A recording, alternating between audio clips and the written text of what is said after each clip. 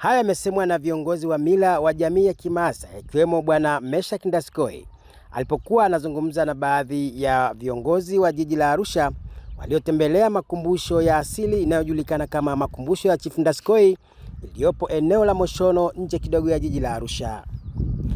Aidha, Ndaskoi amesema matatizo mengi yanayokabili jamii na taifa kwa sasa likiwemo la ukosefu wa uadilifu na uzalendo na pia kuongezeka kwa wizi, ukatili na njia za mkato za kujipatia mali pamoja na ubadhirifu ni matokeo ya jamii nyingi kuacha misingi mizuri ya malezi. Hata maendeleo watu hawezi kuzingatia kwa sababu msingi wa utamaduni ni msingi wa maendeleo.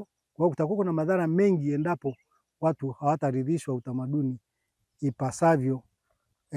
Masuala ya uadilifu, masuala ya uaminifu ndio utamaduni wetu ulikuwa unatufundisha, masuala ya ujasiri, vyote hivyo. Sasa ni mambo ambayo kwa kweli inatakiwa tuendeleze kwa ajili ya manufaa ya kizazi cha sasa na kijacho. Umuhimu wa kutunza tamaduni pia ukazungumziwa na naibu meya wa jiji la Arusha na baadhi ya wananchi. Sisi jiji tutashirikiana na watu wote wenye tamaduni zao bila kujali kabila, kwamba mtu yeyote ambaye ametaka kuhifadhi kabila lake, na sisi serikali tunaungana nao, kwa sababu moja ya kazi ya serikali ni kulinda, kuhifadhi na kushirikiana na watu wale wanaotengeneza tamaduni na tabia nzuri ya watoto kukua ili kuwapata viongozi wema baadaye. Nawaambia jamii ni kwamba wote turudi, tuangalie tena upya mila zetu ili tuweze kutengeneza familia na jamii yenye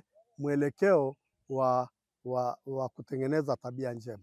Nataka niwaase vijana warudi na kukaa chini na kuwasikiliza wazazi ili tuweze kuwa na kizazi kizuri, chema na kilichobarikiwa. Zibaki kwa sababu kizazi kinachokuja nyuma hakitajua. Sasa ni kidogo kidogo vitu kama hivi watoto analetwa, ni rahisi kuweza kujua kwamba asili yetu ilikuwa wapi na vitu vya kijamii vilikuwa nini, historia huko iliyokuwa watu wametoka nayo ilikuwaje na sasa hivi ukoje, na atapatikana tu mtu mwingine kama huyu ambaye ataendeleza hii na akaongezea nyingine ambazo ni mpya.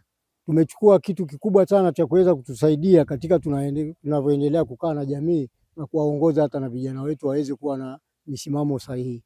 Licha ya kuwepo kwa uhamasishaji wa kuhifadhi tamaduni za Kiafrika, utekelezaji wake bado ni mdogo, jambo linalohitaji ushirikiano wa jamii, haswa vijana na pia serikali katika kulikabili.